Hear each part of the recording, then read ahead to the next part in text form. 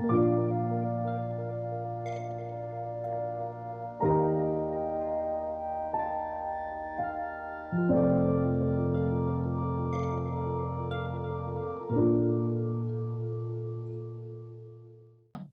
passar a palavra ao Lincoln, que vai nos trazer o resumo do capítulo 8.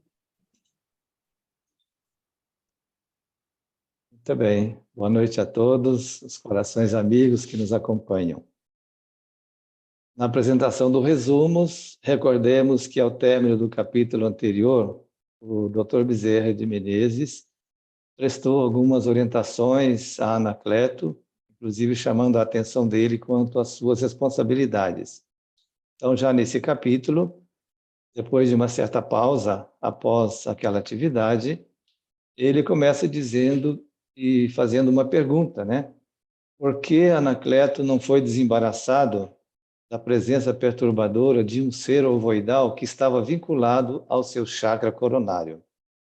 E ele nos informa que essa medida foi adotada como uma medida saudável e preventiva, porque quando alguém sofre a influência psíquica intoxicante por fluidos envenenados, se nós liberamos a pessoa de repente, pode acontecer, como ele afirma, um colapso, interação mente-corpo, e o indivíduo pode tombar com perda de memória, alucinação e uma distonia emocional. Então, esse processo, segundo o Dr. Bezerra, tem que ser feito lentamente, para que o corpo se adapte novamente às boas energias. Ele esclarece ainda que o caminho do vício é tortuoso e longo, causando danos a quem o percorre de forma irresponsável, utilizando-se dos prazeres doentios. Por outro lado, lembra ele também que a verdadeira saúde se inicia no pensamento dignificante, que constrói vigorosos combatentes psíquicos que lutam contra os vírus produzidos pelos adversários do bem, que invadem a organização celular das criaturas levianas, sustentando-as nas suas aspirações doentias. Entretanto, o ser humano pode utilizar-se da oração e dos pensamentos edificantes, criando antivírus para defender-se. Por isso, afirma ele, a necessidade de manter o equilíbrio mental. Informa também o Dr. Bezerra que estamos a serviço de Jesus, e é natural que os adversários do Cristo nos vejam como inimigos, porque constituímos determinados impedimentos para os planos infelizes deles. Informa também que o nosso irmão Anacleto vem sendo vítima da própria falta de cuidado, pela sua negligência, por não resistir a certos impulsos. Quando ocorreu a sua viuvez e vivendo nesse estado de solidão, ele não estava preparado para isso, então ele entrou em devaneios mentais, deixando aberturas para ser assediado pelos seguidores do rabino Eliakim Ben Sadoc, que, como recordamos, ele foi desmascarado no encontro com os mensageiros do Senhor, mas prometeu lutar contra os cristãos novos, a fim de impedir a conquista dos corações pela doutrina kardeciana. E entre várias instituições dedicadas à prática e à vivência do Espiritismo, ele aqui escolheu justamente aquela onde estavam ocorrendo os trabalhos, a Sociedade Espírita Amor e Caridade, em razão do seu elevado programa cristão vinculado ao pobrezinho de Assis, tentando então levar a instituição a escândalos prejudiciais ao pensamento doutrinário. Esse plano foi percebido pelo espírito Hermano e outros trabalhadores espirituais que dirigem aquela sociedade, recorreram a São Francisco e as providências de amor estão sendo, então, aplicadas para amenizar a situação. Diz, então, o Dr. Bezerra que logo que ele aqui tome conhecimento do que estava acontecendo, o trabalho em relação àquilo que estava sendo feito na casa, que ele se levantaria novamente com as suas hostes contra os trabalhadores, especialmente aquele que concedeu a abertura emocional para ele. Então, ele comenta que necessitamos de vigilância e humildade, entregando-nos a Jesus, o sublime administrador da seara, para que Ele nos conduza com sabedoria e os enfrentamentos que nos aguardam transcorram em clima de caridade, nas diretrizes do bem e da compaixão. Manuel Filomeno de Miranda informa que, ao falar essas palavras, o apóstolo estava com lágrimas nos olhos e a voz suave e doce, mas profunda, dava alta significação àquele momento. E ele seguiu dizendo que, certamente, os médiuns, os diretores e demais membros da instituição, nos próximos dias, estarão sendo assediados pelos malfeitores daquele chefe ignóbil, no caso, o rabino Eliaquim. Então, seriam criadas ciladas, agressões, enfrentamentos no seio familiar, no trabalho também, dentro desse programa de vingança, no sentido de incentivar que algumas pessoas desertassem dos seus trabalhos, ou se entregassem à rebeldia, ou até se perguntassem: poxa, eu estando trabalhando no bem, por que que o mal me persegue? Onde estão as defesas espirituais? Por longo tempo, todos, diz Bezerra de Menezes, por longo tempo, todos têm recebido instrumentação e conhecimento sobre este intercâmbio entre as duas faixas vibratórias, com a finalidade da aplicação no momento oportuno. Então, nenhuma razão, diz ele, pois, para dúvidas e conflitos internos, abrindo brechas para a insinuação dos inimigos de Jesus. Comenta ele que nestes dias da transição planetária ocorrem e sucederão muitos fenômenos aterradores, frutos apodrecidos da conduta social das criaturas terrestres, cada vez mais degradada, chamando naturalmente a atenção para a mudança que se dará. Então, ninguém se excuse à cooperação em favor do mundo melhor, recomenda o Dr. Bezerra. As leis se cumprem com ou sem a anuência dos homens, ou sem a sua cooperação, inclusive. E a barca terrestre, lembra ele, segue o seu rumo, segue o seu curso, no oceano sideral, sofrendo algumas injunções tempestuosas, mas Jesus está no leme. Não nos esqueçamos, frisa ele. Manuel Filomeno, em razão daquelas vibrações harmônicas daquele ambiente, informa que foram atendidos mais algumas entidades. E às 3 horas da manhã, os trabalhos foram encerrados. Os encarnados retornaram aos seus lares, amparados por trabalhadores da causa. No dia seguinte, eles foram visitar Anacleto, que despertou com uma certa indisposição emocional, com recordações fragmentadas daquilo que havia acontecido na noite anterior. Ele compreendeu que teve um desdobramento lúcido, que foi beneficiado pelos mentores da casa espírita e voltou à sua memória os compromissos que ele tinha assumido junto àquela instituição. Ele começou a fazer, então, um retrospecto, deu-se conta do comportamento dele e se arrependeu. Neste clima mental, ele fez uma oração sincera, suplicando a continuidade da ajuda dos céus, sendo então atendido pelo diretor espiritual, que passou a inspirá-lo, diminuindo então a influência do ovoidal imantado ao seu centro coronário. Ele se sentiu renovado, preparou-se para as atividades do dia e pensou em reencontrar os amigos à noite, abrir o coração a eles e prometendo também juntar esforços para prosseguir o seu trabalho. Voltando àquele centro de atividades da instituição, o Manuel Filomeno nota que uma verdadeira tropa se armava um cerco tentando isolar aquela unidade das demais construções para impedir auxílios que pudessem vir de fora. Afirma ele, ingenuidade da ignorância, de conhecer o que não sabe, naturalmente referindo-se àquela turba que não sabia o que fazia. Dava-se, então, a ideia de que aquele grupo preparava uma futura batalha tradicional. Alguns espíritos dessa turba, adotando roupagem rabínica, com carotonhas terríveis, ou seja, faces muito terríveis, controlavam seres vitimados pela zoantropia, com aspectos lupinos e caninos, acorrentados, demonstrando ferocidade. Tubas antigas emitiam sons estranhos e vozes poderosas ampliadas repetiam ordens em hebraico, com citações bélicas, como acontecia no passado nas lutas contra os adversários de Israel. Naturalmente, informa Manuel Filomeno que o ambiente em volta se tornou pestilento em razão das vibrações inferiores da tropa. Foram lançadas as denominadas azagaias, que são lanças curtas, de quando em quando, que cortavam o ar, atiradas contra a sociedade e aqueles que vinham em busca de socorro.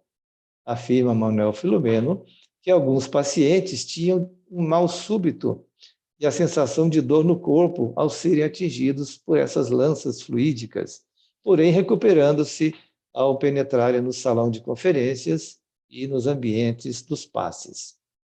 Manuel Filomeno e o Dr. Bezerra atravessam aquela barreira sem serem notados e Dr. Bezerra convoca uma reunião com o diretor Hermano. Acompanhando, percebemos então, diz Manuel Filomeno, o pensamento de Dr. Bezerra fixado em Jesus e sua paixão por todos nós, e reuniram-se na sala mediúnica. E o Dr. Bezerra considerou, conforme esperado, o nosso irmão Rabino tomou providências para, naturalmente, o enfrentamento. Ele comanda uma tropa com a qual pretende invadir o reduto da fé, causando prejuízos.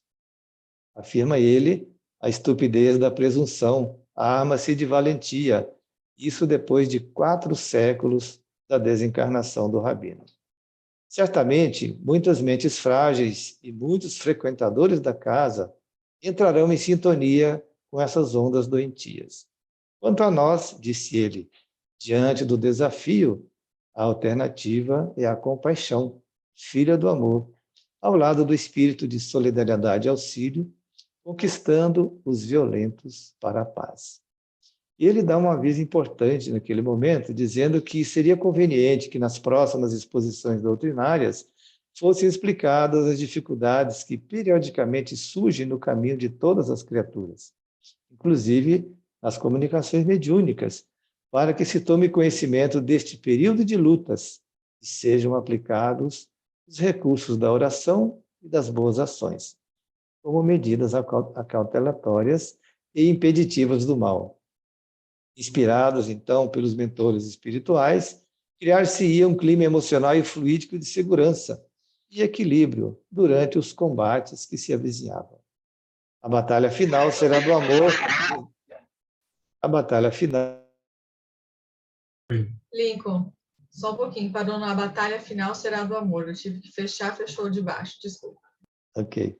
A batalha final, então, será do amor, apagando as labaredas do ódio.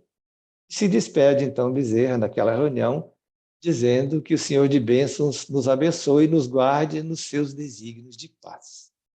Manuel Filomeno prossegue ali, as atividades espirituais do núcleo prosseguiram durante o dia, mas, ao aproximar-se à noite, durante os trabalhos, os passes, algo sucedeu. A sala estava repleta, o expositor se preparava para iniciar o seu estudo do Evangelho, quando se ouviram gritos e discussões no portão de entrada. Era um indivíduo do bairro, portador de distúrbios mentais, telementalizado por um dos chefes que estavam fazendo aquele sítio à casa, desejando entrar na instituição. O pessoal encarregado da vigilância tentou dissuadi-lo gentilmente, levá-lo para uma outra área, mas ele estava ali numa predisposição de violência corporal, xingando, digamos, as pessoas e perguntando onde estava a caridade e o amor que ali são apregoados, já que não lhe permitiam a entrada. Trabalhadores tentaram conduzi-lo, mas todos eles estavam também um pouco afetados por aqueles espíritos e quase travou-se, então, uma luta corporal ali. O guia Hermano, orando sinceramente, acercou-se do doente mental, tocou-lhe a fronte, descarregando uma energia especial que desvinculou os 2 assaltantes ferozes que se afastaram. Aquele pobre homem, afetado, perdeu muita energia, enfraqueceu e quase desmaiou, sendo amparado ali gentilmente por aqueles que cuidavam dele. O expositor da noite acalmou os presentes naquele salão de reuniões, referindo-se ao doente mental com ternura e misericórdia. A reunião teve início, então, com a oração inspirada pelo mentor da casa, passando-se a leitura do Evangelho no capítulo Fora da Caridade não há salvação, o que gerou uma psicosfera de grande paz e conforto espiritual. Observou-se também, disse Manuel Filomeno, a presença de Martina ali entre os presentes, visivelmente modificada. Ao terminar a palestra, os médios de cura tomaram seus lugares, enquanto se faziam vibrações pelos ausentes, pelos enfermos, os desencarnados, aflitos e necessitados, e os passes também para a libertação dos fluidos maléficos que foram aplicados, então, em cima daquelas pessoas. Assim procediam os cristãos primitivos, evocando a proteção de Jesus, afirmou Manuel Filomeno. Mais tarde, os grupos de estudo se reuniriam e certamente novas tentativas de agressão estavam previstas, porque a violência, como diz Manuel Filomeno, é remitente e a loucura sem dimensão da realidade.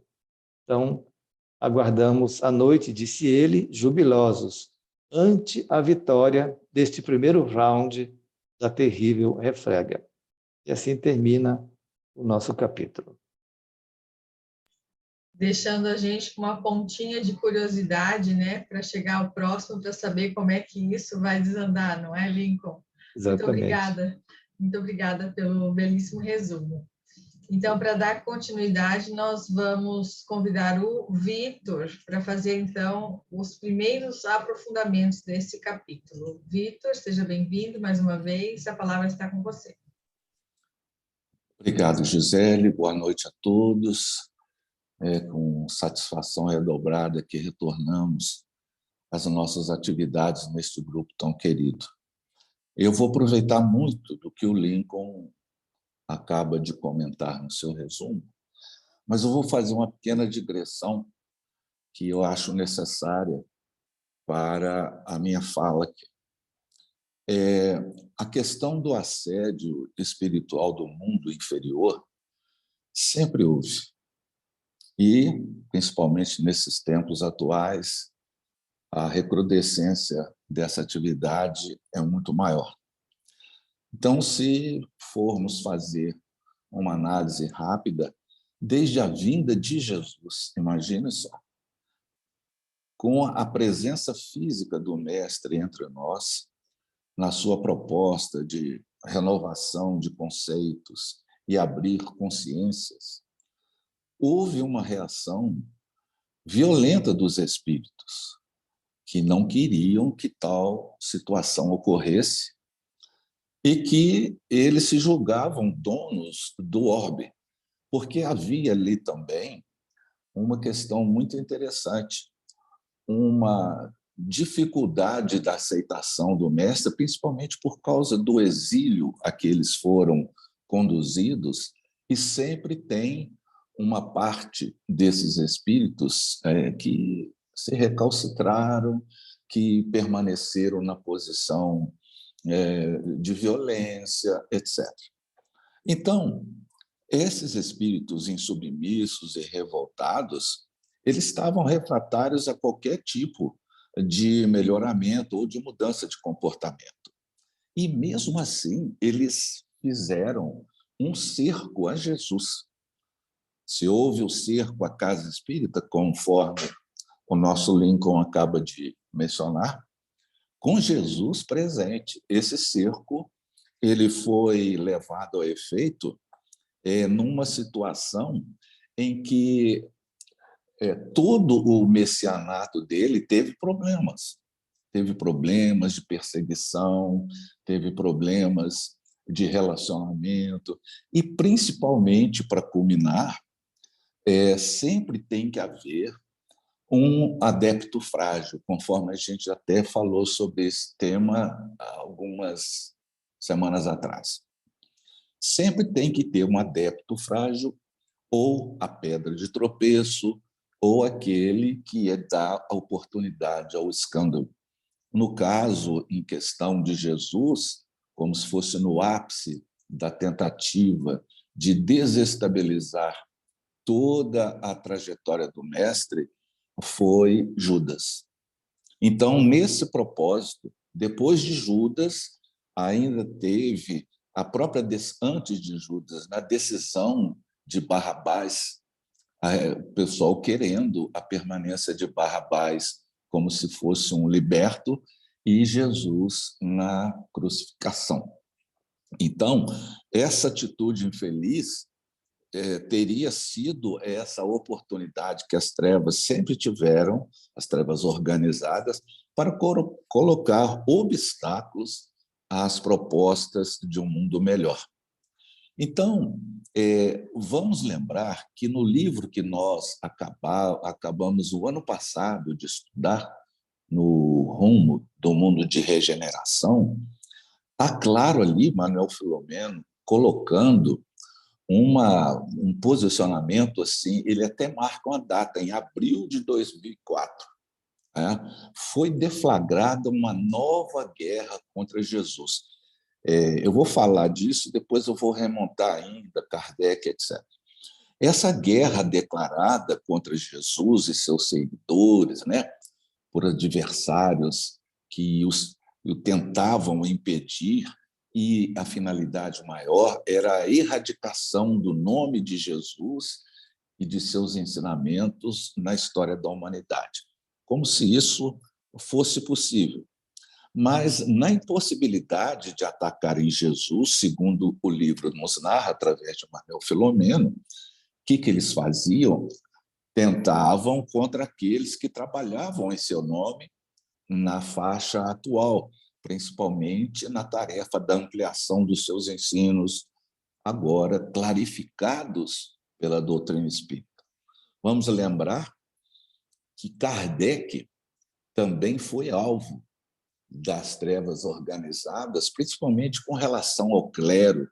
Ele tinha bastante polêmica que ele tentava articular. Alguns ele nem dava a atenção devida, mas outros que queriam notícias ou ensinamentos, esse ele aceitava o repto.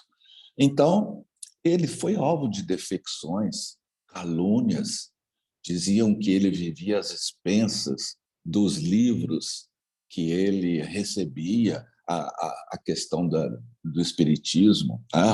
Então, sempre houve, naqueles que tentaram trazer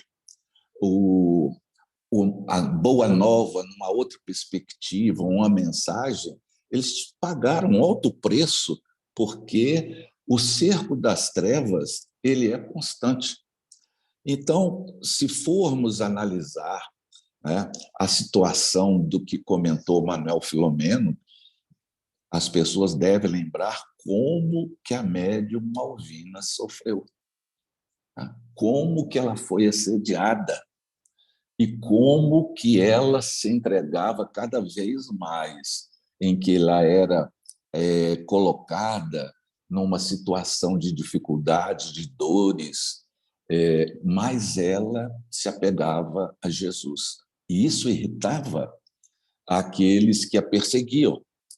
E, inclusive, conseguiram um outro adepto frágil, que era a esposa do presidente daquela casa, que, numa situação de mal entendimento, queria causar um escândalo naquela sociedade e que, com isso, seria uma situação que não deveria ocorrer. Muito bem. Então, voltando para o nosso livro, que o Lincoln estava narrando o resumo, vamos perceber que isso, para nós, lendo o livro, não é novidade, porque nunca houve o esmorecimento dos espíritos infelizes com relação a um mundo melhor. Eu me lembro muito bem, tempos atrás, as pessoas estavam falando, olha, agora vai ter férias, tal. Quem dos médiums e dos esclarecedores podem ficar, porque outros iam viajar, até que um companheiro falou o seguinte: eu não vou viajar porque as trevas não têm férias, elas não tiram férias. E isso é uma verdade. eles nunca deixam de estar atentos às nossas dificuldades. É constante esse processo, esse assédio e esse cerco.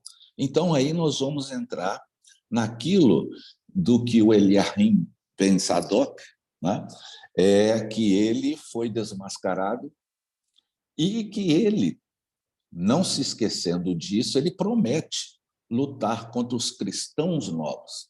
Essa palavra cristãos novos é justamente da época em que Portugal e Espanha estavam implementando o Santo Ofício, a Inquisição, em que os judeus saíram da Espanha e foram para Portugal, e Portugal, o rei Dom Manuel, optou por conceder àqueles judeus que abjurassem a sua crença judaica e se tornassem cristãos, eles seriam perdoados, poderiam ficar em Portugal. Então, esse nome de cristãos novos, com relação ao Eliahim, é porque ele sabe do que está falando.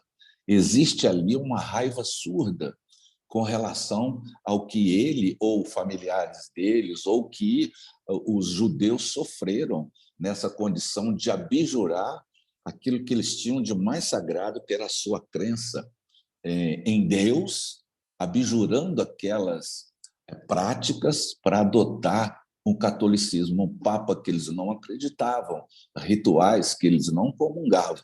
Então, essa promessa de lutar contra os cristãos novos já estava em andamento e ele estava investindo todas as forças dele para tentar colocar obstáculo na doutrina espírita, no caso de Malvina, né?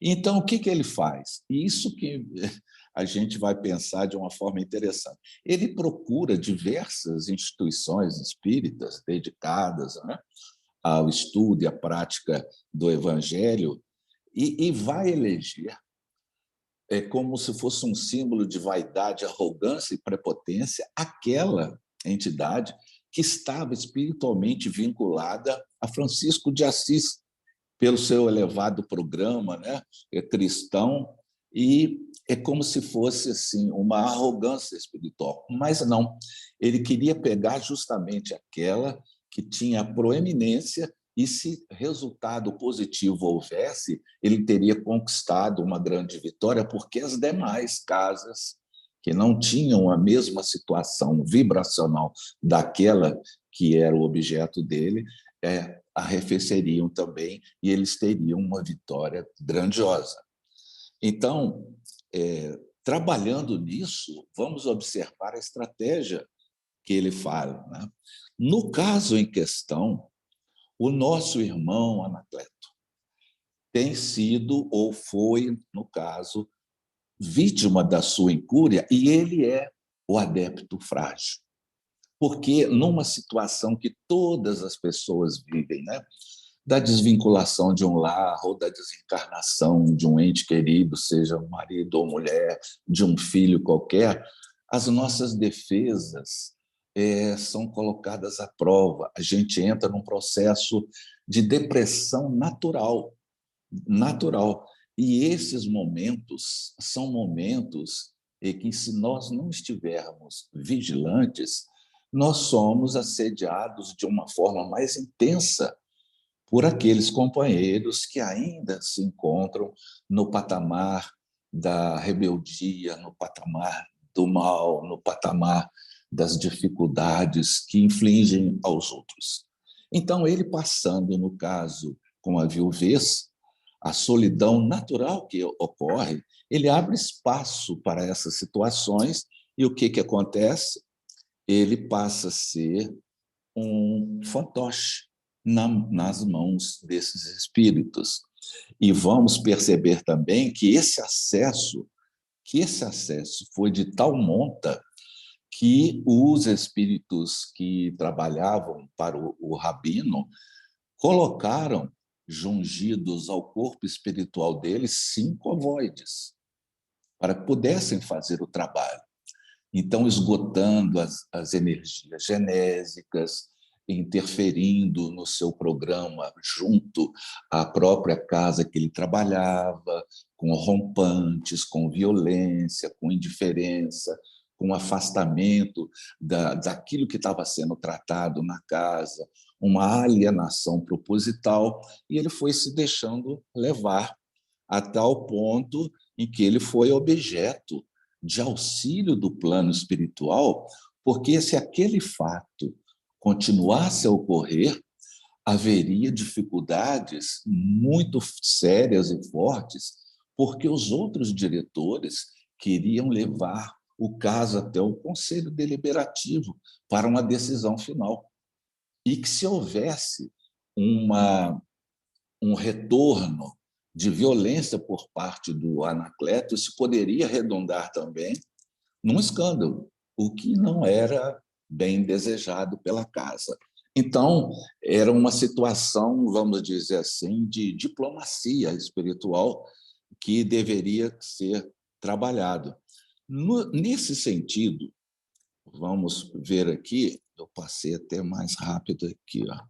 Vamos ver aqui que Dr. Bezerra de Menezes ele vai falar da preparação das atitudes da equipe espiritual da casa, porque ele previu que tão logo o rabino soubesse que Anacleto estava sendo atendido agora pela alta direção da casa, porque, conforme o Lincoln narrou, o irmão Hermano entra em contato com o nosso Francisco de Assis, e nessa condição Bezerra de Menezes vai intermediar todo esse processo de auxílio àquela casa, porque a proposta desse rabino era investir de uma forma passiva contra todos que trabalhavam, especialmente aquele que lidera a abertura emocional, que era o Anacleto.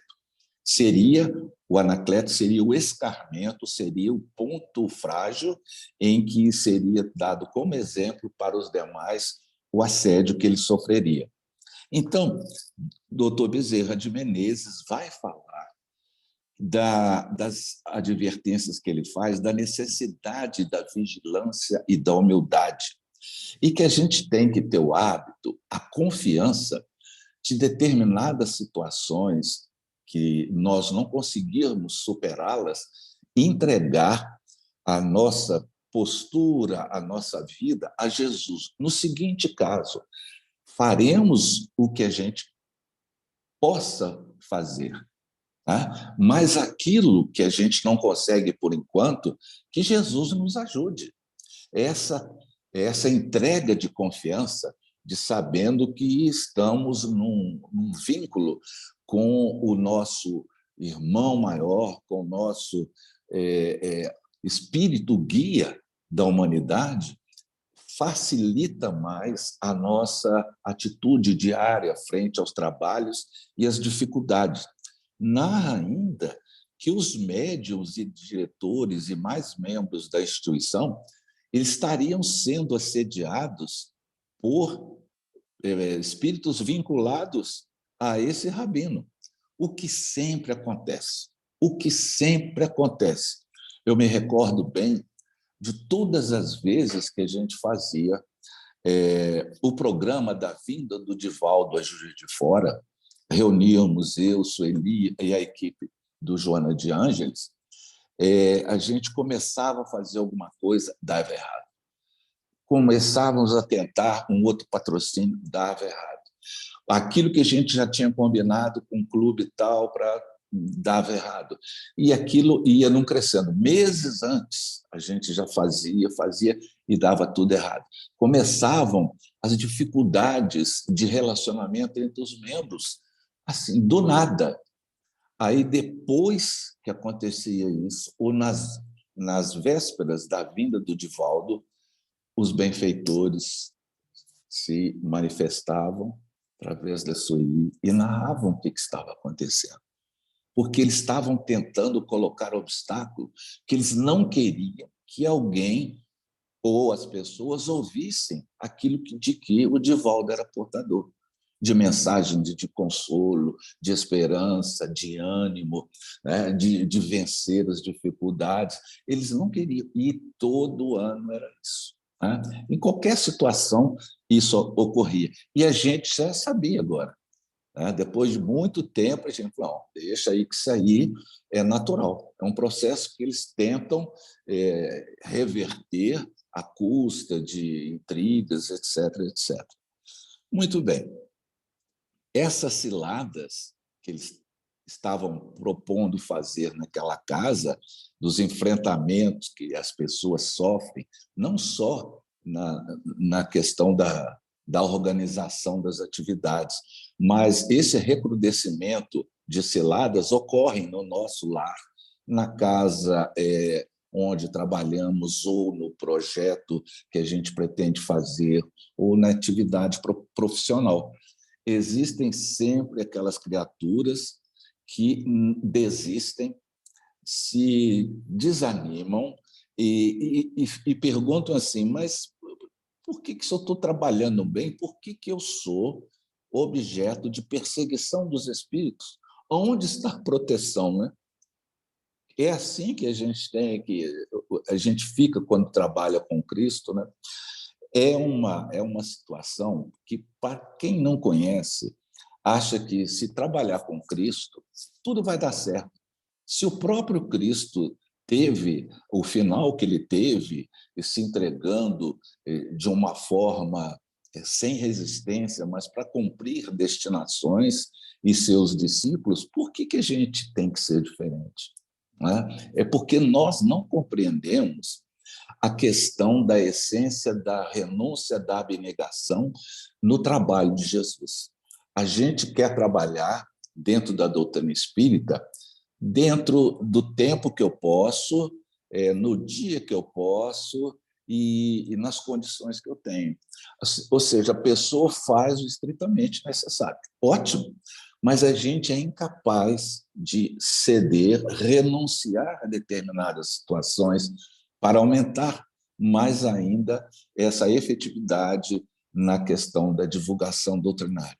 E eu me lembro do livro da Sueli, Testemunhos de Chico Xavier, em que o Emmanuel fala assim: começar é fácil, continuar é difícil, e chegar ao fim é crucificar-se, disse o nosso Emmanuel. E ela vai dar um pequeno comentário aqui, interessantíssimo e muito conciso. Ela fala assim: muitos começam deslumbrados, espalham entusiasmo e alegria, vão aceitando tarefas e compromissos. A princípio, produzem muito. São promessas e esperanças para os que acolhem e orientam. Com o tempo, surgem os primeiros obstáculos, surgem os apelos do mundo e parecem fascinantes. Prosseguir torna-se difícil. Uma certa desilusão começa a surgir. Já não há mais a mesma alegria na execução das atividades. O entusiasmo arrefecido transmuda-se em cansaço, em desinteresse ou tédio. Outros interesses aparecem e vagarosamente desviam-no do labor doutrinário. Ou seja, no início, né, é aquele entusiasmo, é aquela situação de alegria, é aquele impacto positivo. À medida que o tempo vai passando, a gente já vai sentindo, nossa, mas está chovendo, eu vou na reunião hoje, está passando uma série tão boa na Netflix, né? Tem isso. Ou então, na época presencial, às vezes, tinham palestras em cidades vizinhas. Eu falava, se eu pudesse ficar em casa. Ou seja, a gente já vai tentando se acomodar, porque é fácil acomodar, né? Então, isso que fala agora, perseverar até o fim, é sacrificar-se. Muito boa essa página da Sueli. Então, o que a gente vai perceber, conforme o próprio Dr. Bezerra fala, é que tem que se ter conhecimento do intercâmbio entre essas duas faixas vibratórias, onde estão os encarnados e os desencarnados. A gente tem que ter notícia disso, mas não só para nós, para os outros. Porque os frequentadores, eles têm uma noção da doutrina espírita que existe espírito, que existe umbral, que tem isso, tem aquilo, que tem reencarnação e tal. Mas a dinâmica, como que isso se processa, o modus operandi das influências sutis, dos processos obsessivos, subliminares, né? da necessidade da vigilância do pensamento, tanto é verdade que ele vai sugerir que isso seja colocado como temas nas exposições doutrinárias das casas espíritas, para que o pessoal, os frequentadores, se atilem para essa situação, né? E tanto é que a gente vai perceber na questão 804 do Livro dos Espíritos a questão da constituição do mundo espírita ou do mundo material. E são o mundo das inteligências incorpóreas, o mundo espiritual. E que qual dos dois é o mais importante, é o principal na ordem, né, das coisas? É claro que é o mundo espírita, porque ou espiritual, porque é de lá que nós viemos. E que o mundo espiritual, o mundo material, aliás, poderia deixar de existir sem que isso trouxesse qualquer tipo de abalo na situação da vida espírita. E que o mundo, ele vai dizer assim, eles são independentes, os espíritos vão dizer. A necessidade de correlação é incessante, a correlação entre o mundo espiritual e o mundo material, porquanto um sobre o outro incessantemente reagem. E os espíritos estão por toda parte, povoam os espaços infinitos. Nós temos perto de nós, mas mais das vezes sem percebermos, que eles que nos dirigem e eles que atuam sobre nós e observando-nos. Então, nesse propósito é que ele vai falar, o doutor Bezerra vai falar o seguinte: nenhuma razão, pois, para dúvidas e conflitos internos que abrem brechas na armadura moral, facultando a insinuação inditosa dos inimigos de Jesus. Ou seja, ele está querendo dizer para que não sejamos os adeptos frágeis. Frágeis nós somos, mas que nós não nos deixamos levar por essas situações que favoreçam a investida dos espíritos sobre as casas nas quais nós trabalhamos, né? E vai dizer que não há descanso entre o plano espiritual e o plano material em termos de bem e do mal.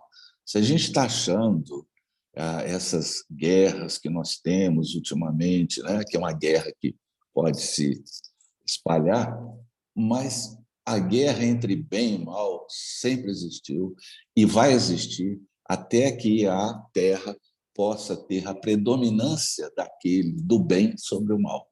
Aí sim, ao longo do tempo, isso vai desaparecer. Mas até lá, isso sempre houve, ainda mais no plano espiritual, em que não há descanso. A vigilância dos benfeitores espirituais 24 horas por dia. Eles não abrem. Nós temos aqui, entre nós, o benefício da carne, que nos apaga determinadas situações, a gente tem o trabalho aqui. Mas no plano espiritual, isso é contínuo, né? Esse instituto da guerra entre o bem e o mal. Então, quando ele vai falar da casa espírita, dessa tropa de assalto, o interessante a gente perceber, o Gisele, você corta aí, eu acho que eu estou falando muito, hein? Dá uma olhada aí, não estou, não? A gente estourou, está no tempo, Vitor, se quiser concluir, aí a gente Eu vou passa a palavra concluir para o Lauro. rapidamente, que eu senti um toque aqui do Manuel Filomeno de Miranda, que agora... Acho que foi a Sueli, hein? Acho que ele foi falou a Sueli. assim, calma, você está empolgado. Mas, olha só, esse cerco, a casa espírita, é esse controle que o próprio nosso companheiro Lincoln estava falando, dessa parte espiritual, da zoantropia, desses espíritos lançando as agaias, tal, Isso aí vai ficar para uma outra oportunidade, que tem muito a ser discutido no capítulo dos fluidos, essas agaias espirituais, ou chamados dardos mentais, que não só eles fazem conosco, mas a gente também faz isso todo dia. Quando a gente fala que detesta a pessoa, ou que se eu pudesse eu dava um tiro na pessoa, se eu pudesse eu apertava a gargantinha dela com toda a fraternidade. A gente está emitindo dardos mentais. Então fica aí a nossa participação no capítulo que nós estamos estudando essa noite. Muito obrigado. Muito obrigada, Vitor. Infelizmente, por questão do tempo mesmo, nós vamos ter que encerrar a tua participação aqui, mas agradecendo imensamente pela tua contribuição, sempre valorosa. Obrigado. Então, agora a gente passa para o Laudes, dar continuidade. Queridos amigos, nossos votos de alegria, e agradecendo já a Vitor, Lincoln, que nos antecederam com profundos esclarecimentos em torno da mensagem do nosso querido Manuel Filomeno de Miranda. Eu gostaria de trazer algumas reflexões a respeito do início do capítulo, quando o Dr. Bezerra afirma a surpresa de não ter feito o processo desobsessivo ou retirar o vínculo do ovoide com a Anacleto, que estava sofrendo, né, de uma maneira muito forte, o vínculo daqueles ovoides que estavam lhe atormentando. Então, antes de entrarmos diretamente na questão deste processo do ovoide, do capítulo a ser tratado, vamos esclarecer um pouquinho a respeito dessa dualidade. Porque o ovoide trata-se, sim, de um espírito, ou seja, um filho de Deus, que também tem o seu perispírito, que também teve as suas oportunidades reencarnatórias, que tem consigo, nas suas jornadas, muitos créditos, mas também uma larga ficha de débitos acumulados. Mas se pensarmos que esse ovoide está vinculado a também um outro ser espiritual encarnado, há um vínculo nesse processo que não podemos desconsiderar. Antes de falarmos do que se trata o ovoide, importante refletirmos que Anacleto trazia uma ficha de trabalhos dedicados também à casa espírita, dedicado a um processo aonde estimular a sua vida a um serviço do próximo, a uma instituição sem fins lucrativos, para tentar vincular a sua capacidade intelectual para entender a complexidade da doutrina espírita e começar a trazer a sua jornada a benefício da sua evolução íntima. Mas quando a viuvez lhe causa novamente uma chaga e ele revive possivelmente traumas e conflitos numa área genésica atormentada, a facilidade da onde ocorrem esses vínculos obsessivos. Veja, os obsessores fazem com que o tormento através destes ovoides comecem a ficar cada vez mais grave na mente insegura e já atormentada daquele irmão que agora está obsediado. Quando nós voltamos um pouquinho para o capítulo 7, nós vamos vendo que lá já havia então relatado, quando João fez a sua apresentação, trazendo a respeito já do vínculo desses ovoides, é importante nós ressaltarmos que o ovoide é um espírito que vai ficando com essa monoideia através de um sentimento ou um vínculo, às vezes, de um ato cometido ou vivenciado, aonde vai lhe trazendo um tormento, aonde a monoideia vai fazendo com que, das extremidades ao centro, o perispírito vá fazendo um molde, como se fosse uma lula, um centro ovoidal, mais ou menos do tamanho de um crânio infantil, um pouquinho menor, e com alguns braços. Uns braços como se realmente lembrasse uma lula, né? A marinha. Então, quando nós pegamos ali, ele cita realmente no capítulo anterior como se fosse a cabeça da medusa, né? Um centro e como se tivesse aquela ramificação. E neste caso do Anacleto, é importante nós pensarmos que não havia somente um ovoide, haviam vários, e flutuavam em torno da cabeça, como coloca neste capítulo. Então é importante nós pararmos para realizar algumas reflexões, porque quando o espírito, este obsessor que está vinculado, na grande maioria das vezes, por haver um vínculo ovoidal, há uma intimidade muito grande entre o obsessor, aquele espírito que está em formato ovoidal, e aquele que está sendo obsediado, podendo ter uma intimidade direta entre os dois, porque a monoideia daquele espírito que fez, através do molde do seu perispírito, atingir tal forma, ele mantém aquele pensamento íntimo, intermitente, a respeito da vingança.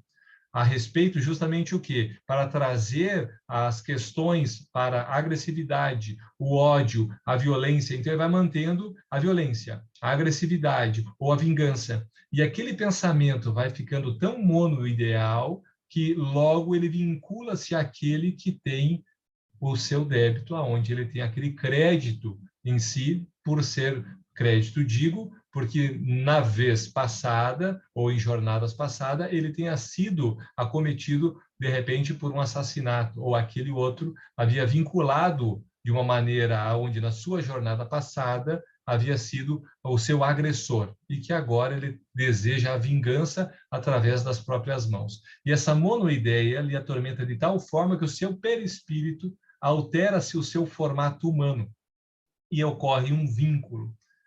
Muitas outras vezes, também espíritos que vão ficando através dessa monoideia não vinculam-se com aqueles outros que desejam a sua vingança, mas exatamente por estarem sofrendo também injunções mentais de outros obsessores ou espíritos trevosos com um grau de intelectualidade avançado, vão estimulando aquela monoideia, vão estimulando aquele pensamento fixo daquele espírito, percebendo que aquele espírito está se transformando, para que logo mais esse espírito também sirva como uma massa de manobra para tentar fazer com que agora aquela ideia monofixa possa auxiliar os planos trevosos daqueles agentes intelectuais da treva.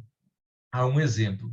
Se porventura um obsessor, de repente, de alto quilate intelectual, perceba que um espírito atormentado, que ele mesmo estava fazendo com que os tormentos estivessem acentuados, e o acentuando na sua mente, começam a verificar que o molde perispiritual está se alterando ou transformando para um processo ovoidal, ele começa a estimular e percebe que o principal foco trata-se do medo, e vai tendo, de repente, no medo, e vai estimulando com as ideias ou as formas de pensamento, para que cada vez mais o medo torne a conduta mental daquele indivíduo.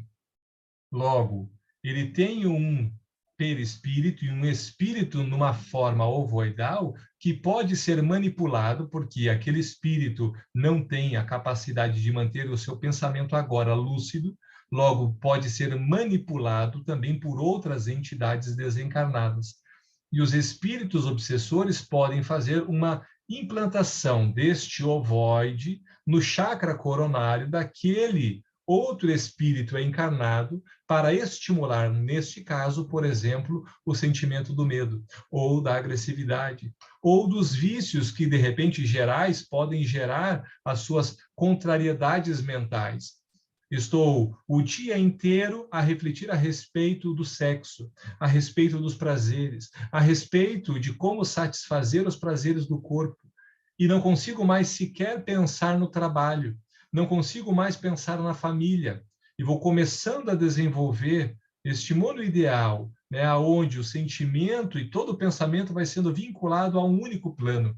E logo os obsessores, percebendo, especialmente pela conduta, não pelos pensamentos, porque os obsessores não são capazes de captar diretamente o pensamento, mas vão captar exatamente os atos ou os vínculos emocionais que todos nós estamos nos vinculando, vão fazendo com que cada vez mais estimulem, num plano vibratório, a conduta do indivíduo.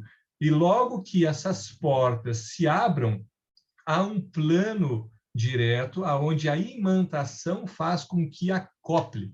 Porque a imantação de um ovoide, a pensar dois ímãs se aproximando, eles vão se atrair, mas para se atrair eu preciso também que aquele espírito encarnado traga sua carga vibratória para que aquele ovoide encontre o campo ideal para a sua fixação. Então, ocorre a fixação, e podendo ocorrer a fixação em monoideias diferenciadas, podendo ser 1, 2, 3, 4 espíritos que tornaram a forma ovoide, podendo ser manipulado por outros, ou podendo ter vínculos próprios àquele indivíduo que hoje encontra-se obsediado. Então, falando a respeito da formação e dessas instalações, podendo ser uma instalação direta ou indireta. A instalação direta, quando há um vínculo direto entre o espírito e o obsessor, o espírito encarnado, não é? E o obsessor, e indireta, quando os espíritos obsessores manipulam outros espíritos ovoidais para interferir na jornada daquele espírito encarnado. Antes de falarmos um pouquinho a respeito do tratamento ou do processo desobsessivo, por que Bezerra não o fez naquele momento, é importante nós pensarmos que, quando nós lemos um ovoide imantado, fixo, nós temos que lembrar que nós temos 7 centros de forças. André Luiz deixa de uma maneira clara no livro Evolução em Dois Mundos a respeito dos chakras que são controlados através do chakra coronário. Então, o chakra coronário manda as informações plenas ao chakra cerebral ou frontal, e dali o comando para todos os outros 5 chakras. Então, o chakra coronário é o chakra principalmente das energias vitais. Dali verte especialmente o fluido mental dos pensamentos, mas também a energia vital. Então, toda a imantação dos ovoides se dão neste centro. Mas aí você pensa, Laudelino, eu li que existe uma fixação de um ovoide no chakra genésico. Existe uma fixação do ovoide no chakra esplênico. Isso pode ocorrer? Ocorre uma fixação daquele ovoide naquele chakra através do chakra coronário. A fixação, como deixa de uma maneira clara no capítulo anterior, é como se fosse uma cabeça de medusa. As fixações dos ovoides estão no chakra coronário. E se porventura este ovoide está ligado no campo genésico, ele vai desregular o campo genésico, fixar o campo genésico através das vibrações em torno do chakra coronário. Ou seja, é do chakra coronário que ocorre a fixação para o chakra genésico. Não há uma implantação ou uma fixação de um ovoide naquele chakra, mas sim o chakra vai desregular os seus planos vibratórios, podendo desregular o plano vibratório a produzir, às vezes, fragilidades fisiológicas, seja no órgão, nós estamos falando de uma energia genésica, podendo fazer as fragilidades nos órgãos genitais, podendo, de repente, na parte esplênica, afetar as questões gástricas, ou pegar a parte gástrica, todas as questões intestinais, a ponto de produzir patologias físicas, porque as questões vibratórias daquele chakra não estão vibrando bem, porque há um ovoide fixo, sim, de repente, nesse chakra gástrico, mas a implantação está no chakra coronário. É de lá que esse ovoide vai mandando este monoideal vibratório para desregular aquele chakra. Então, quando nós pensamos em ovoides, a fixação se dá em chakras coronários. Por isso, a importância de quando nós, aqueles que estão já habilitados para execução do passe magnético, né, a fixação deste ovoide, onde todo o passista vai poder trabalhar diretamente nas vibrações deste chakra, para que estes ovoides possam desacoplar e possam eles receber o devido também atendimento. Porque quando nós pensamos que ele está implantado, fazendo com que ali ocorra uma vampirização direta destas energias, porque se está vinculado a um chakra genésico, a vampirização deste ovoide vai se dar nessas energias, lá do coronário. Porque lembramos quando o controle se dá através desse coronário. E é de lá que ocorre também a vampirização dessas energias. Então, por mais que possamos trazer um passe para vibrar ou tentar conduzir um reequilíbrio fluídico e energético de um chakra genésico, se há um ovoide fixo diretamente no chakra coronário, é lá aonde devemos formar a vontade e as nossas energias focalizadas no chakra coronário para ocorrer esse processo de desinstalação, não é? Onde aquele ovoide instalado possa sair, não é, daquelas teias, as raízes ligadas naquele chakra coronário. Quando ocorre este processo, nós temos que considerar que no livro Libertação, de Chico Xavier, e a psicografia de André Luiz, aonde começamos a ouvir a respeito dos ovoides, especialmente no capítulo 9, quando vai tratar do assunto, nós vamos perceber que quando o ovoide está instalado, muitas vezes no chakra coronário, trazendo a sua fixação no chakra cerebral, nós vamos ver que daquele chakra cerebral ocorre um domínio do sistema nervoso central. Então, ali naquele sistema nervoso central, aonde passa o fluido cefalorraquidiano, que vai ser distribuído para todas as ramificações nervosas, há um bombeio direto dos ventrículos cerebrais, aonde esse ovoide suga as funções das energias, podendo controlar as pressões arteriais, podendo controlar o ritmo vibratório envolvendo as questões atômicas das células. E a simbiose, a ligação está tão forte daquele ovoide com aquele chakra coronário e já o sistema central envolvido, que hoje as questões materiais fisiológicas não suportariam tal interferência se aquele ovoide fosse retirado de uma maneira abrupta.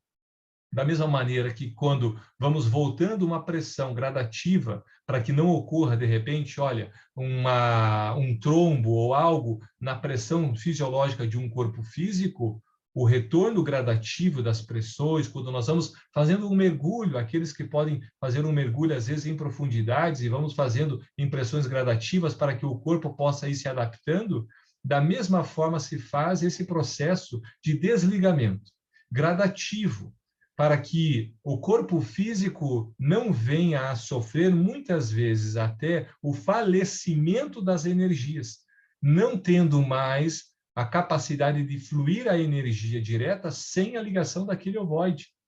Então, muitas vezes, ocorre a desencarnação mantendo-se o vínculo, e vai ter um tratamento especializado na erraticidade, no mundo dos espíritos. E lá podendo fazer, muitas vezes, como hoje nós vemos um tratamento já na Terra, da separação dos siameses, podendo fazer uma cirurgia perispiritual no mundo dos espíritos. Dessa maneira, aonde ocorre a desvinculação de dois espíritos, dois filhos do mesmo pai, ocorrem então os tratamentos, diferentes tratamentos para dois problemas diferentes. Aquele que estava sofrendo o processo obsessivo inicia o seu tratamento modificando os seus padrões vibratórios através da sua conduta mental e moral. Porque quando pensamos em conduta, estávamos falando a respeito do presidente que foi aquele que sofreu esses transtornos obsessivos, nós temos que pensar, por mais que haja um ganho intelectual, instrumental, alimentar e tantos outros, isso não quer dizer que haja uma mudança de conduta moral do indivíduo. Quando nós pegamos, às vezes, grandes músicos que lidam com os instrumentos para poder despertar sentimentos profundos, nem sempre foram dotados de uma moralidade avançada.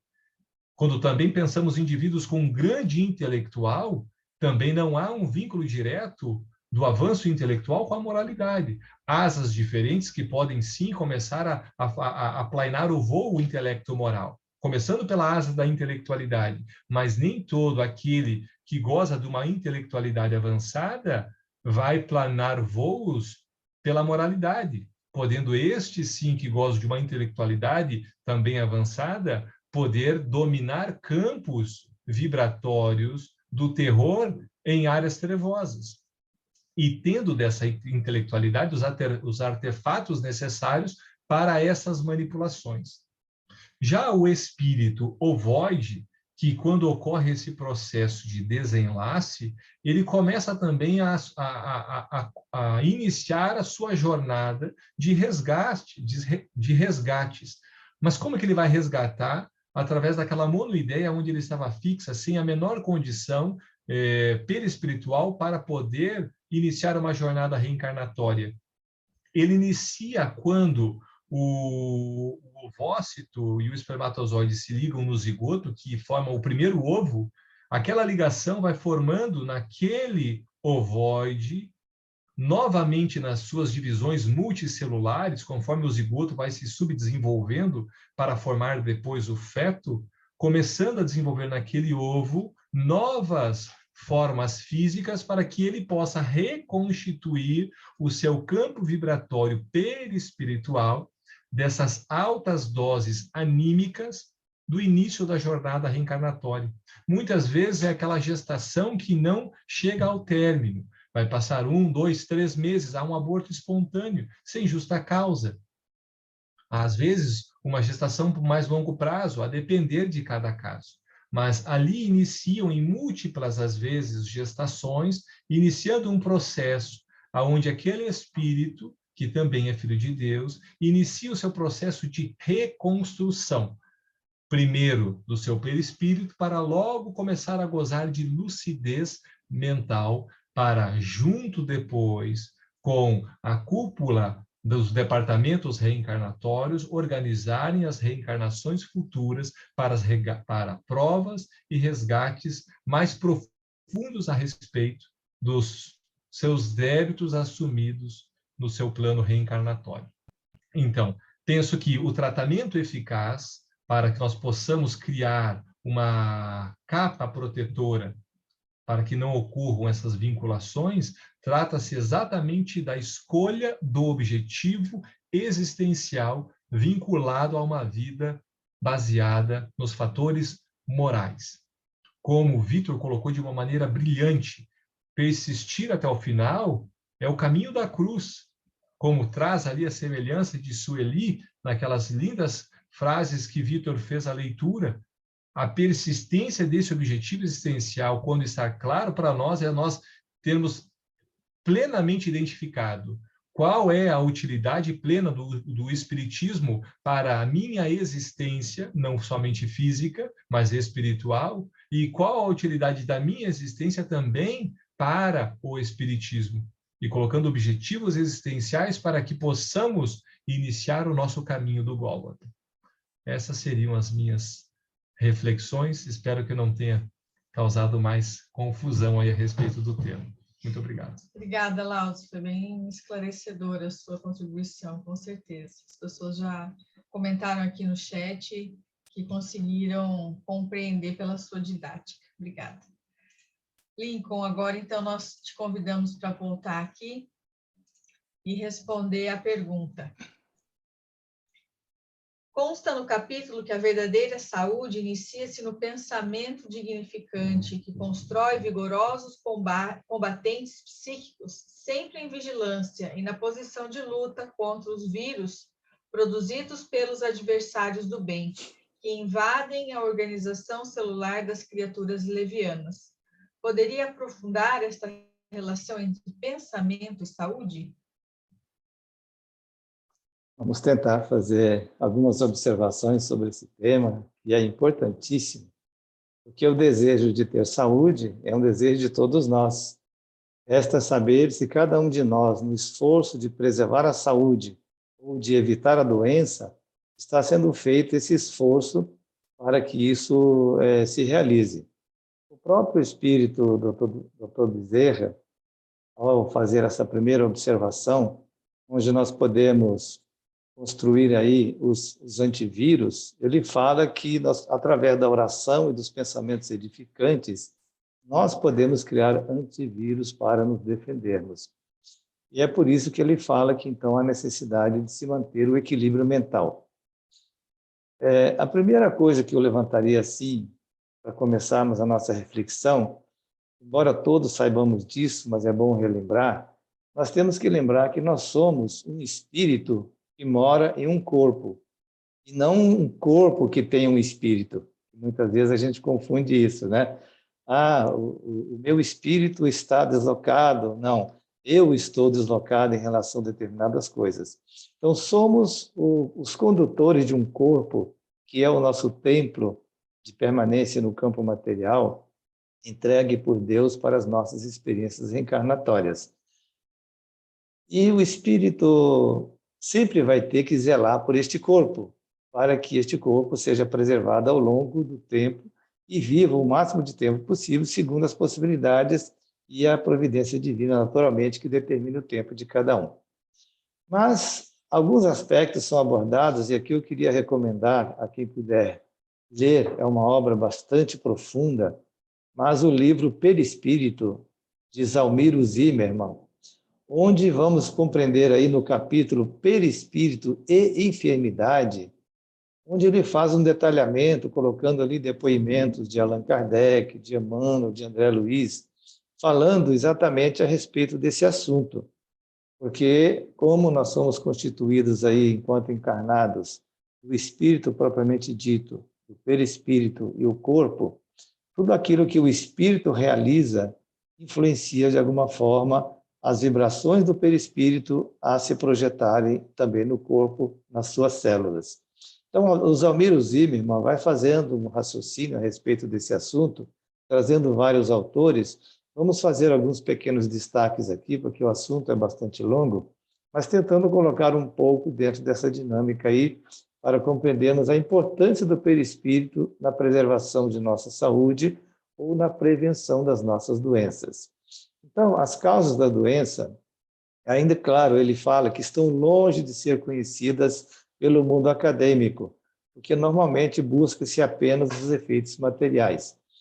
E o Espírito Emmanuel, no livro Emmanuel, nos comenta que os estudiosos, com poucas exceções naturalmente, se satisfazem com o mundo aparente das formas, demorando-se nas expressões exteriores, no cuidado com o corpo, incapazes de buscar uma excursão espiritual para buscar esse domínio das origens profundas das enfermidades. Então, eles sondam os fenômenos sem auscultarem as causas divinas deste fenômeno. Então, o Zalmiro Zimmermann diz que, na realidade, a enfermidade só pode ser verdadeiramente entendida à luz dos conhecimentos que dizem respeito ao perispírito. E esta literatura, nós temos ela à nossa disposição na doutrina espírita, naturalmente. Então, eles falam que existem muitas terapêuticas no mundo, na medicina convencional, que procuram buscar a preservação da nossa saúde, ou evitar as doenças, como tem também a medicina não convencional, que ele menciona aqui, a homeopatia, a acupuntura, a antroposofia, a homotoxicologia, a cromoterapia, eletroterapia, yoga, etc., que produzem resultados, sim. E também os métodos de diagnóstico, a ciência hoje está avançando bastante nas suas pesquisas, como as ressonâncias magnéticas e todos os exames laboratoriais que nós fazemos, procurando, então, a ciência, que é divina, para corrigir enfermidades ou preservar ou precaver-se das enfermidades. E também buscam-se recursos não convencionais.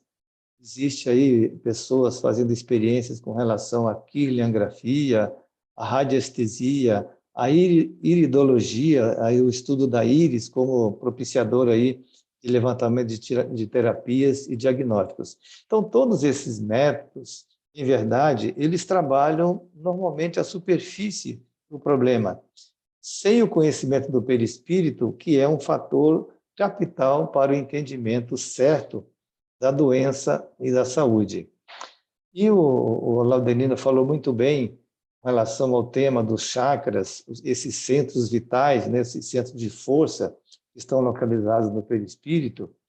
Então, o estudo desses centros vai possibilitar a todos nós compreender um pouco mais as influências dessas energias que circulam pelo nosso corpo e, eventualmente, pode gerar estados de saúde ou gerar também desequilíbrios.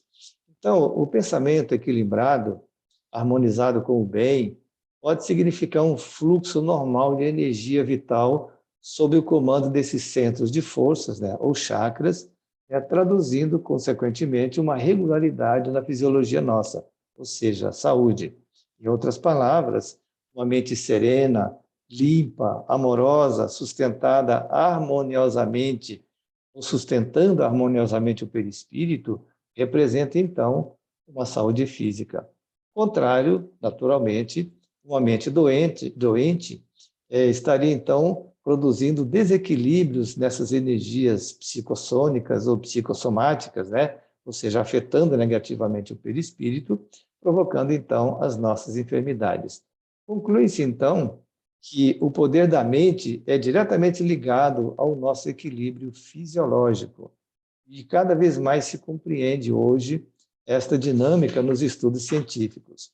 Um pequeno exemplo que é mencionado por Zimmermann, por exemplo, é o efeito placebo, quando se entrega a um enfermo uma medicação que não corresponde a nenhum tipo de medicamento alopático ou fisioterápico ou homeopático, mas dizendo-se que é um medicamento, o indivíduo toma uma água com açúcar, e de repente tem uma melhora no seu quadro clínico em função justamente deste efeito mental sobre aquela situação que vive o indivíduo no seu corpo. Então, é o denominado efeito placebo.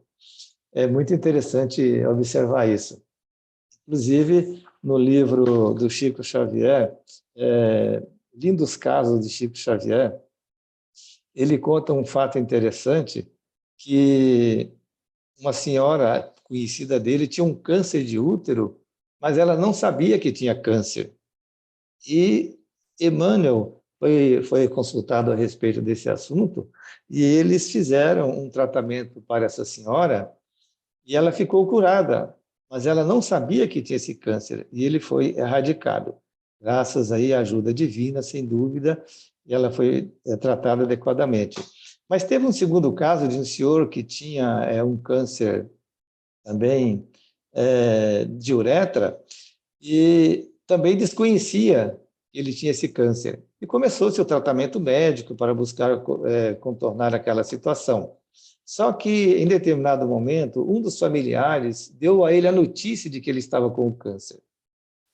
E ele, então, diante dessa notícia, alarmou-se de tal forma, provocou nele um tal desequilíbrio nas suas emoções, que aquela doença começou a piorar e ele desencarnou em seguida. Então, não estamos aqui recomendando que se tome como atitude não informar aos enfermos da sua situação real. Isso a família que decide e os médicos que orientam a respeito do assunto. Mas, sabendo-se das fragilidades de cada um, adotar-se-á à medida que seja mais coerente. Mas é muito interessante a experiência para verificarmos que a força que tem o nosso pensamento sobre o nosso estado físico. E o Almiro Zimmermann pega faz um levantamento interessante, onde ele coloca alguns fatores que identificam as nossas enfermidades, porque às vezes pessoas se questionam, né, por que Deus me deu essa enfermidade, por que outros não têm na mesma família determinados problemas que acontecem. Então ele coloca 6 fatores geradores de enfermidades. O primeiro deles, não é desconhecido de nós, são aquelas denominadas injunções kármicas. São aqueles comportamentos que nós herdamos de outras encarnações, que acabam produzindo, por registros que já vêm no nosso perispírito, por erros do passado, e que, de alguma forma, afetaram os centros de força do corpo espiritual, e na formação de um novo corpo, nós já viemos aqui já predispostos a certas moléstias, ou nascemos já com alguns defeitos congênitos, ou já vemos com a predisposição para uma enfermidade que, em determinado momento da nossa encarnação, em determinada idade, aquela enfermidade vai eclodir de alguma forma e vai nos afetar, de repente. Então, esta conduta anterior nossa em relação à nossa herança daquilo que nós semeamos no passado é determinante para vivermos hoje algum tipo de enfermidade. Mas sempre guardaremos a certeza de que, se nós buscarmos a prática do bem, se nós buscarmos o nosso comportamento à luz do ensino de Jesus, lembrando aquela frase de Pedro, né, que o amor cobre a multidão dos pecados, tudo aquele projeto, digamos, reencarnatório, onde teríamos que vivenciar determinadas dificuldades no campo da saúde, poderiam ser amenizados dependendo do nosso comportamento. Então, repetindo, o amor sempre cobrirá a multidão dos nossos pecados. Então, vale a pena o nosso esforço. Então, o bem, ele sempre vai gerar o bem. Sempre que nós buscarmos a nossa convivência com este bem, nós vamos procurar fazer com que a nossa encarnação seja realizada da melhor maneira possível. Nós temos dentro desses elementos reencarnatórios várias questões que André Luiz analisa no livro Ação e Reação. É muito interessante também verificarmos, né? Então, ele fala que muitas inteligências, no uso inadequado da sua inteligência, o Laudes falou um pouco sobre isso também, né? Acabam comprometendo o seu corpo no futuro, ou seja, na nova encarnação, em função do mau uso da inteligência, recebendo, então, determinados constrangimentos na manifestação natural da sua inteligência. Outros, de alguma maneira, envenenando os seus olhos ou seus ouvidos na calúnia, na maledicência, fazem também registros no perispírito que, na formação do corpo futuro, trazem comprometimentos das possibilidades de ver, de ouvir ou de falar de uma forma natural. Eles comentam também intelectuais e artistas que pervertem corações, criando imagens menos dignas, trazem também, em novas encarnações, elementos conflitivos ou característicos de restrições que se fazem à sua manifestação natural, seja no campo da arte em que praticavam ou na manifestação física de uma forma geral. Então, homens e mulheres que abusam, de certa forma, do seu corpo, da sua beleza, envolvendo e enganando pessoas com falsas promessas, também sofrem, de alguma forma, os efeitos pelos registros que ficam gravados no perispírito, vamos ver assim, gravados na consciência de culpada, que se projetam no perispírito, e também projetam-se a partir daí no corpo físico que será formado. Então, são vários elementos que influenciam isso. Outro fator desses elementos que ele coloca como produtores de enfermidades é a nossa invigilância mental.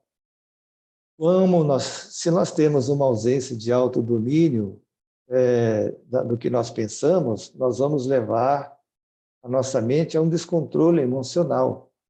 E, através deste comportamento, vamos afetar os nossos centros de força também. Dessa forma, comprometer a nossa harmonia íntima. Então, as ideias pensadas projetam-se naturalmente sobre a nossa aura, como se diz, né? Nós criamos formas, pensamentos que circulam em torno da nossa mente, do nosso psiquismo, e isso afeta, de alguma maneira, a nós primeiro, inclusive passa a se afetar outros também. Allan Kardec fala a respeito, inclusive, das possibilidades de fotografar essas formas de pensamento, né? Então, a nossa vigilância mental será extremamente necessária na preservação da nossa saúde. Outro fator são as tensões psicológicas, aquelas traumáticas que nós enfrentamos e que também podem desencadear enfermidades. Uma mente que esteja desgovernada por alguma disfunção psicológica compromete também os centros de força e, claro, teremos que buscar aí o apoio da medicina do mundo para buscarmos o reequilíbrio dessas forças através de orientações psicológicas, muitas vezes tratamentos psiquiátricos, a frequência, naturalmente, às reuniões dedicadas aí às reflexões nobres. A fluidoterapia é uma alternativa que a doutrina espírita nos oferece para o nosso reequilíbrio. Enfim, nós vamos compreender, então, que toda emoção forte ou violenta que produzirmos sobre o nosso corpo será como uma espécie de martelada em nosso equilíbrio. E o lado oposto também. Todo aquele amor que pudermos cultivar em nossa mente em nossas atitudes, em nossa maneira de ser, afetará positivamente o nosso equilíbrio psicológico. Allan Kardec fala também no ambiente nas influências psicoambientais. Também temos na Gênesis, ele comenta isso, que é um outro elemento também, quando nós frequentamos ambientes que são altamente nocivos em termos de criação mental. Aqueles ambientes onde nós sentimos, já quando adentramos no local, o peso de algumas energias que nos ferem de alguma forma a sensibilidade. E esse ambiente, naturalmente, criado pelas mentes que ali estão. Então, a convivência com esses ambientes, se não tivermos a prevenção adequada, pode também, de alguma forma, instilar em nosso psiquismo, em nossa emoção, ou quebrando barreiras de proteção, se nós permitirmos, naturalmente, né? Outro fator seriam as chamadas ocorrências acidentais, quando nós provocamos, de alguma maneira, as enfermidades pelos abusos que fazemos com o nosso corpo. Os abusos alimentares, os abusos alcoólicos ou vícios que, de alguma forma, fazem com que o nosso corpo sofra em demasia. Então, esses elementos afetam profundamente também as nossas possibilidades de manter uma boa saúde. Finalmente, ele comenta sobre o processo obsessivo, que estamos estudando agora nessas obras do Manuel Filomeno de Miranda. Portanto, não entraremos aqui em maiores detalhes, porque já os estamos aprendendo em detalhes bastante interessantes. Então, Emmanuel nos fala, em uma mensagem que está no livro Chico Xavier Pede Licença, que Deus estabelece um pensamento livre para todos nós. E nós detemos o poder de manejar esse pensamento na pauta dos princípios de causa e efeito. Então, quando nós tivermos o pensamento equilibrado, ou seja, promovemos uma causa edificante, os efeitos serão também naturalmente edificantes. Vemos, então, que o processo de saúde está diretamente ligado ao pensamento. Bons pensamentos geram boas ideias, boas formas de pensamento, materializamos projetos também positivos, e assim nós teremos boas projeções da nossa fala, da nossa maneira de olhar as coisas e as pessoas.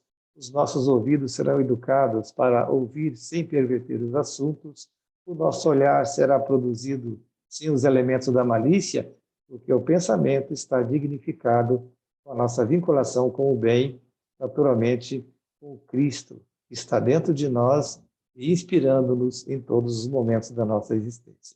Então, deixamos esses breves comentários a respeito desse assunto e prossigamos com Jesus sempre, porque a presença dele em nós e a nossa presença com ele é sinônimo seguro de ter uma boa saúde. Maravilha, Lincoln. Muito obrigada mais uma vez pela tua contribuição.